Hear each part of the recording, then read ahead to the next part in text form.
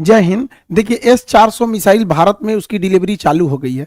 इसके बारे में समझते हैं ये किस तरह टारगेट को हिट करता है और इसके एक रेजिमेंट में कितनी बैटरी होती है, कितने लॉन्चर होते हैं, कितने ट्यूब और टोटल कितनी मिसाइलें होंगी और किस किस एरिया को ये कवर करेगा। रूस ने अपनी सेना में 2007 में S-400 मिसाइल को शामिल किया था। ये हवा से आने वाली भी किसी भी खतरे को मार के गिरा सकता है, 400 किलोमीटर दूर ही गिरा सकता है, चाहे वो बैलिस्टिक मिसाइल हो, क्रूज मिसाइल हो, हेलीकॉप्टर, जहाज, ड्रोन, किसी भी तरह के एरियल टारगेट को ये खत्म कर सकता है। 2018 में व्लादिमीर पुतिन का भारत में जब दौरा हुआ तो उस दौरान भारत ने 40,000 करोड़ की लागत से S-400 एयर डिफेंस मिसाइलों को खरीदा था। इसमें टोटल 5 रेजिमेंट को शामिल किया गया। 5 रेजिमेंट के लिए ये सौदा किया गया था। एक रेजिमेंट जो है वो मतलब एक मिसाइल की रेंज 400 किलोमीटर, तो आगे पीछे दोनों 400 किलोमीटर, तो हम लोग 2 रेजिमेंट पाकिस्तान की ओर खड़ा करेंगे, 2 रेजिमेंट चाइना की ओर खड़ा करेंगे और एक रेजिमेंट को हम लोग दिल्ली और उसके आसपास के एरिया को हम लोग सिक्योर करेंगे। अब ये समझते हैं ये मिसाइल काम कैसे करता है। देखिए इस मिसाइल में ये अकेला मिसाइल नहीं, इसमें कई तरह के रडार, कई तरह के मिसाइल लगे होते हैं। कुछ दूर मार करने वाले होते हैं, कुछ ऐसे मिसाइल होते हैं जो बहुत नीचे तक उड़ के मारते हैं, कुछ बहुत ज्यादा हाइट में जाते हैं। इसमें सबसे बड़ा चीज जो होता है वो रडार ये होता है सर्विलांस रडार। ये रडार बहुत ही बड़ा होता है साइज में। यह रडार 600 किलोमीटर दूर तक निगरानी रख सकता है, लेकिन इसके मिसाइलें मारने की क्षमता 400 किलोमीटर है, तो देख तो लेगा आपको 600 किलोमीटर पे, और ये किसी भी तरह के स्टील्थ जहाज को देख सकता है। ये अभी जो इसका एडवांस वर्जन है जो भारत को मिल रहा है वो दुनिया का सबसे तगड़ा स्टील जहाज F-35 को भी पकड़ लेगा और F-22 को तो कैसे भी देख लेगा, यानी इसके पे छुपना नामुमकिन है। 600 किलोमीटर से देख लेगा और जैसे 400 किलोमीटर के दायरा में आएंगे हमला कर देगा। ये क्या करता है, 80 टारगेट को एक साथ देखता है, लेकिन ये हमला नहीं करता है। जब देख लेता है कि ये 400 किलोमीटर के दायरे में आ गए तो ये बता देता है फायर कंट्रोल रडार को। अब मिसाइल को आदेश देती है, ये निगरानी करेगा ये, क्योंकि इसकी क्षमता बहुत दूर होती है, 600 किलोमीटर तक निगरानी करेगा। और जैसे निगरानी हो गया ना, ये कह देता है कि देख तुम इसको नजर रख, हम बाकी को खोजते हैं। तो ये स्वतंत्र है और फायर कंट्रोल के लिए ये रडार होता है और यही आदेश देता है मिसाइल को जाके मारने के लिए। जैसे ये जहाज आ रही है, यहाँ पे मिसाइल आ रही है, यहाँ ड्रोन आ रहा है, तो क्या करेगा, सबसे पहले ये रडार पकड़ लेगा सबको और ये बताएगा फायर कंट्रोल रडार को, और फायर कंट्रोल रडार सब पे नजर रख लेगा। फायर कंट्रोल रडार नजर रख लिया, अब ये क्या करेगा, इनको छोड़ देगा, दूसरे को टारगेट को छोड़ देखेगा यहाँ पर, और ये फायर कंट्रोल रडार मिसाइल को आदेश देगा कि तुम इसको मार दो, ये वाली मिसाइल इसको मार दो, ये वाला इसको मार दो, मिसाइल को आदेश देगा ये। अब मिसाइल को जो आदेश दिया गया वो मिसाइल जाके मारा कि नहीं मारा इसको देखने के लिए कमांड पोस्ट नाम का ये ट्रक होता है। इस ट्रक के ऊपर रिसीवर रडार होते हैं, ये देखते हैं सब कि मारा कि नहीं, निशाना ठीक लगा कि नहीं लगा। अगर नहीं लगा तो एक और मिसाइल मार देता है। S-400 जब भी मारता है तो 2 मिसाइल एक साथ मारता है, एक तो से मिस होगा तो दूसरा वाला उसको हिट कर देता है। इसके ट्रक के अंदर, भले बाहर से आपको ये भद्दा दिख रहा होगा, अंदर से पूरा सिस्टम है, यही कंट्रोल करते हैं। अगर मिस हो गया तो दोबारा मारेंगे लोग उसको, किसी को बचने नहीं देंगे। अब यहाँ एक स्लाइड में आप पूरा समझिए। देखिए ये है सर्विलांस रडार, ये 600 किलोमीटर तक नजर रखेगा। जैसे टारगेट में आएंगे ये क्या करेगा, ये इसके अंदर बैठे लोग तुरंत इसको कमांड पोस्ट को इसको दे देंगे फायर कंट्रोल वाले को, और ये लग जाएगा अब नए जहाज, नए ड्रोन को ढूंढने में, क्योंकि इसने हैंड ओवर इसको कर दिया। ये आदेश देगा मिसाइल को कि जाके मार दो, मिसाइल जाके इसे मारो। मिसाइल 2-2 निकलती है, क्योंकि एक अगर छूट गया तो दूसरा जाके मारेगा। अब इससे बचना नामुमकिन है। क्यों? क्योंकि इसकी रफ्तार जो है वो मतलब 15 मेक की है। 15 मेक का मतलब होता है 5 किलोमीटर प्रति सेकंड। 1 सेकंड में 5 किलोमीटर जा सकता है, और दुनिया का कोई ऐसा जहाज नहीं है जो 1 सेकंड में 2 किलोमीटर भी जा सके। अभी मैक्सिमम 3 मेक की जहाजें आई हैं, यानी 1 सेकंड में 1 किलोमीटर। तो सबसे तेज जहाज भी है ना, तो 1 सेकंड में 1 किलोमीटर जाएगा, और 1 सेकंड में 5 किलोमीटर जाएगा। तो बचना तो नामुमकिन है। और रडार देख रहे हैं, 2 रडार रखा है, एगो फायर कंट्रोल वाला रखा है, एगो बड़का रखा है, भागने ही नहीं देगा। और ये कमांड पोस्ट में लोग देखेंगे कि टारगेट लगा कि नहीं लगा, नहीं लगा तो फिर से मिसाइल मारेंगे लोग। इस तरह से इसे कंट्रोल किया जाता है। अब यहाँ पे आप एक इस तरह समझिए, ये है मेन सिस्टम। ये 5 मिनट में तैयार हो सकता है ये पूरा का पूरा, क्योंकि ये ट्रक पे रहता है। लगाइए, इसको कोई बिजली उजली की जरूरत नहीं, सारा चीज ट्रक पे जनरेटर वनरेटर सब रखे हैं सब यहाँ पर। ये है मेन रडार, ये यहाँ से सिग्नल छोड़ा, आई पकड़ लिया, इनको पकड़ लिया। अब ये क्या करेगा, कमांड भेजेगा इसको फायर कंट्रोल रडार को।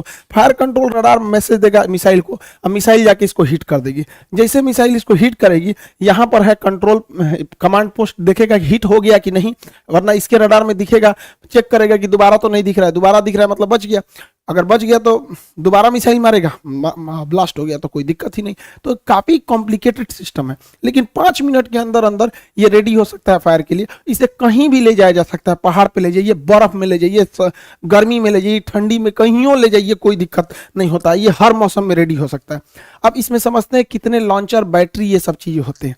देखिए इस ट्रक को कहते हैं लॉन्चर, जो ट्रक दिख रहा है लॉन्चर। हर एक लॉन्चर 4 मिसाइल ट्यूब को कैरी करता है। ये जो ट्यूब की तरह दिख रहा है इसे कैनिस्टर बोलते हैं। कैनिस्टर जो होता है ये कवर होता है मिसाइल का, जिससे कि ले जाने में इसको जर्क में चोट ना लगे, या बरसात में खराब ना हो। बरसात में पानी घुसेगा, हो सकता है कोई इलेक्ट्रॉनिक सिस्टम खराब हो जाए, या धूप हो जाएगा, ये तो ये उसका कवर होता है। तो ट्यूब, इस ट्यूब कहिए या कैनिस्टर कहिए। तो एक लॉन्चर में टोटल 4 ट्यूब यानी 4 कैनिस्टर होते हैं। आप सिंपल भाषा में समझिए तो 4 गो मिसाइल होता है एक लॉन्चर में। यहां अगर आप ध्यान से देखेंगे तो 4 गो लॉन्चर दिख रहा है, 1 2 3 4 लॉन्चर दिख रहा है। अब बात समझिए ध्यान से, 4 लॉन्चर मिलाकर, जब कभी भी 4 लॉन्चर मिला दिया जाता है, 1 2 3 4 लॉन्चर मिला देते हैं तो उसे बैटरी कहते हैं। ये टेक्निकल चीजें होती हैं आर्टिलरी की, ध्यान समझिएगा। एक बैटरी में 4 लॉन्चर हो गए, सब संख्या तो ऐसे ही बढ़ गई। अब आपसे हम पूछते हैं, ध्यान से देखिए, यहां 4 लॉन्चर है तो ये भी एक बैटरी, यहां भी 4 लॉन्चर है तो ये भी एक बैटरी। टोटल आपको कितनी बैटरी दिखाई दी? अब दिख गई 2 बैटरी दिख गई। कितनी बैटरी? 2 बैटरी। 2 बैटरी को जब एक साथ मिला देते हैं तो उसी को एक रेजिमेंट कहते हैं या एक बटालियन कहते हैं। तो एक बटालियन में टोटल 2 बैटरी, हर बैटरी में 4 आपको लॉन्चर मिलते हैं, 4 लॉन्चर मिलता है। हर एक लॉन्चर में आपको 4 मिसाइलें होती हैं। अब इसको आप कंफ्यूज हो गए होंगे, इसको अच्छे से इत्मीनान से समझिए। यहाँ पे जो एक रेजिमेंट होता है, एक रेजिमेंट में 2 बैटरी होती है, हर बैटरी में 4 लॉन्चर होता है और हर लॉन्चर के अंदर 4 मिसाइलें होती हैं। एक रेजिमेंट 2 बैटरी, हर बैटरी में 4 लॉन्चर और हर एक लॉन्चर में 4 मिसाइलें होती हैं। यानी ओवरऑल हमको मतलब है मिसाइलों से कि एक रेजिमेंट में कितनी मिसाइल होगी। तो चलिए हम लोग मिसाइल निकालते हैं। तो एक रेजिमेंट में 2 बैटरी है, एक रेजिमेंट में 2 बैटरी और एक बैटरी में 4 लॉन्चर, एक बैटरी में 4 लॉन्चर। तो बताइए 2 बैटरी में कितने लॉन्चर हो जाएंगे? 8 लॉन्चर हो जाएंगे। 2 बैटरी में कितने लॉन्चर हो जाएंगे? 8 लॉन्चर। सिंपल सा तो मैथ है, कोई बहुत बड़ा तो है नहीं। 8 लॉन्चर, और यहाँ 8 लॉन्चर मिल गया। अब आपको पता है कि हर लॉन्चर में यानी हर ट्रक पर, हर लॉन्चर में 4 मिसाइलें हैं। तो यहाँ पे टोटल कितने लॉन्चर हैं? 8 लॉन्चर हैं। तो मिसाइल कितने होगा? 8 चौक को 32 मिसाइल होगी। यानी एक रेजिमेंट है तो 32 मिसाइलें फायर करने के लिए तैयार हैं एक रेजिमेंट में। और भारत ऐसा 5 गो रेजिमेंट खरीद रहा है, तो 32 में 5 का गुणा करेंगे तो 160 गो मिसाइल रेडी टू फायर होंगी। 160, और हर मिसाइल का रेंज 400 किलोमीटर। तो पूरे एरिया को सेव कर लेंगे सब यहाँ पर। इसके अलावा भारत 1000 एक्स्ट्रा मिसाइल खरीद रहा है। अब आप कहेंगे एक्स्ट्रा क्यों? तो आप बंदूक खरीदते हैं एगो और गोली खरीदते हैं ज्यादा। तो भारत भी तो लॉन्चर खरीदा है, कितना टोटल लॉन्चर? 8 गो। तो लॉन्चर तो भाई लॉन्चर का रहे 8 नहीं, लॉन्चर टोटल मिसाइलें जो हैं लॉन्चर के साथ 160 गो हैं मिसाइलें, ट्यूब है। जब वो फायर कर देंगे तो उसके बाद क्या दिक्कत है? वहां पे ट्यूब बदल देंगे। जैसे देखिए यहाँ समझिए, ये आपको पूरी 1 लॉन्चर, 2 लॉन्चर, 3 लॉन्चर, 4 लॉन्चर, यानी एक बैटरी हो गया। मान के चलिए ये फायर कर दिया तो खाली हो गया, तो रूस थोड़े जाना होगा। 1000 हम लोग एक्स्ट्रा लाए हैं, इसे जेसीबी लाएंगे फिर लाद देंगे, उस पर फायर करेगा। जैसे बंदूक खरीदते हैं, इतना गोली खरीद लेते हैं, बंदूक खत्म हो गया फिर गोली भर दीजिए। तो एक्स्ट्रा गोली रखते हैं ना, तो हम लोग एक्स्ट्रा 1000 मिसाइल रखे हैं। सोचिए कितना तगड़ा सिस्टम हो जाएगा ये पूरा सिस्टम।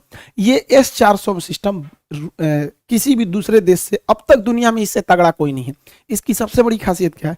ये वर्टिकल लॉन्च करता है, यहाँ से मिसाइल निकलेगा।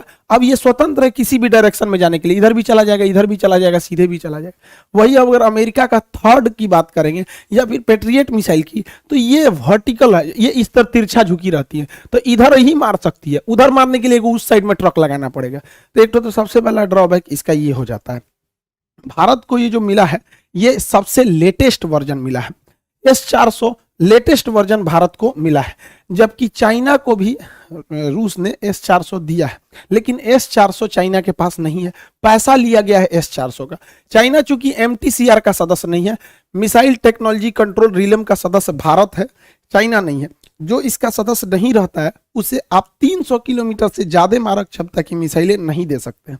तो रूस जो उसे S-400 दिया है, तो पैसा लिया है S-400 का, अब मिसाइल दिया है S-300 ही मिसाइल दिया, तो उसकी मिसाइलों की क्षमता 300 किलोमीटर है, हम लोग की मिसाइलों की क्षमता 400 किलोमीटर, क्योंकि हम लोग जो है MTCR के हैं। दूसरा, उसका 2010 वाला मॉडल है, हम लोग का 2021 वाला 20 वाला मॉडल है, एकदम लेटेस्ट। तो ऑटोमेटिक आप सोचिए ना, 10 साल पुराना मोबाइल और अभी के मोबाइल में कितना चेंजिंग आ जाएगा। तो हम लोग एकदम लेटेस्ट है। और रूस अपने लिए बनाया है S-500, तो S-500 को शामिल होते होते 2030 आ जाएगा। तो उतना देर तक वेट तो कोई करेगा नहीं, इसकी मारक क्षमता और खतरनाक हो जाएगी। तो हम लोग अभी एकदम लेटेस्ट वर्जन पर चल रहे हैं लोग। अब समझते हैं ध्यान से आगे से। भारत, ये S-400 है, ये लॉन्ग रेंज वाला है। भारत की प्लानिंग क्या है कि हमें छोटे ड्रोन से बचने के लिए आयरन डोम टाइप का रॉकेट चाहिए। ये सस्ते होते हैं, धड़ाक से मार के गिरा देते हैं, छोटे ड्रोन वगैरह के लिए। और मीडियम दूरी के लिए हमारा आकाश है ही है। और 100 किलोमीटर से 150 किलोमीटर के लिए बराक 8 मिसाइल है, और 300 से 400 किलोमीटर के लिए S-400 है। अतः अब हम लोग 4 लेयर सिक्योरिटी में, छोटे मोटे ड्रोन, फिर 30 किलोमीटर के लिए आकाश, 100 से 150 किलोमीटर के लिए बराक, और 150 किलोमीटर से ज्यादा के लिए S-400 मिसाइलें, हम लोग पूरी तरह से सेफ हो जाते हैं। लेकिन अमेरिका का कहना है कि रूस चूंकि अमेरिका के मामले में हस्तक्षेप करता है, इसलिए अमेरिका ने प्रतिबंध लगाया कास्टा नियम के तहत। कास्टा के तहत अमेरिका का कहना है कि कोई भी देश अगर रूस से S-400 मिसाइल खरीदेगा तो उस पर ये लोग प्रतिबंध लगाएंगे। तुर्की ने खरीदा, उस पर भी प्रतिबंध लगा दिए। चाइना ने खरीदा, उस पर भी प्रतिबंध लगा दिए। भारत पर अभी तक इन्होंने कोई स्टेटमेंट दिया नहीं है, और ये प्रतिबंध बहुत नहीं लगा पाएंगे।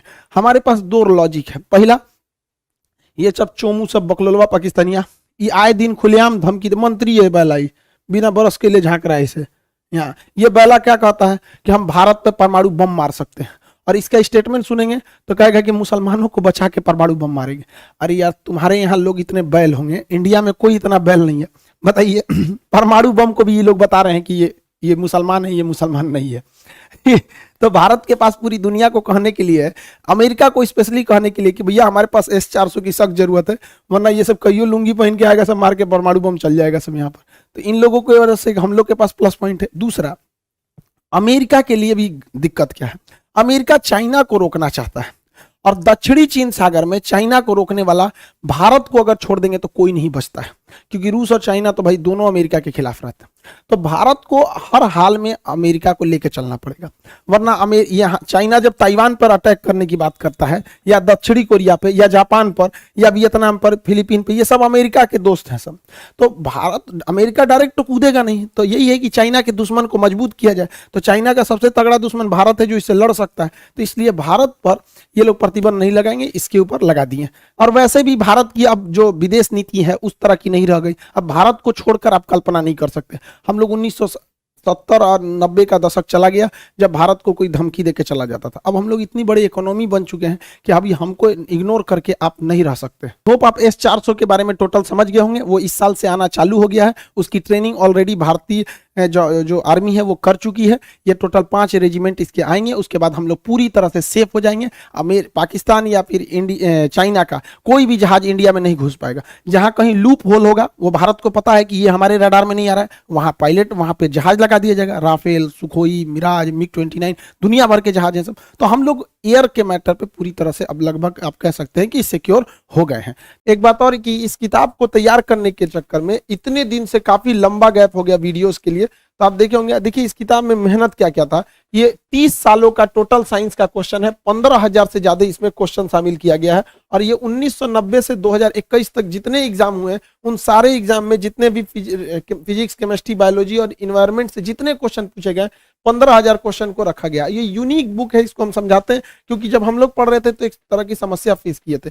जैसे इसमें चैप्टर वाइज क्वेश्चन है, तो एक फिजिक्स का चैप्टर है यूनिट एंड डायमेंशन, मात्रक है। तो पहले क्या होता था किताबों में ना कि एक यूनिट एंड डायमेंशन चैप्टर हो गया, अब जितने एग्जाम में क्वेश्चन पूछे हैं वो सारा वहां दे देता था कि ये एसएससी में पूछा, ये रेलवे में पूछा, ये एनडीए में पूछा। अब जो रेलवे की तैयारी कर रहा है वो क्यों देखने जाएगा कि एनडीए में क्या पूछा, एक कॉमन होना चाहिए ना उसमें। तो हम यहाँ पे चैप्टर वाइज भी सजा दिए हैं और एग्जाम वाइज भी सजा दिए हैं। अब देखिए ये चैप्टर का नाम है मात्रक हो गया यहाँ पर। अब इसमें एग्जाम में स्टेट लेवल में कौन कौन सा क्वेश्चन पूछा था, तो अभी आप पढ़िएगा तो इसमें केवल स्टेट लेवल का आगे लिखा भी है, हरियाणा स्टेट लेवल में क्या था, इसमें क्या था, राजस्थान में, बिहार में, हर तरह का। तो इस वाले हिस्सा में यूनिट एंड डायमेंशन चैप्टर से केवल स्टेट लेवल का पूछेगा।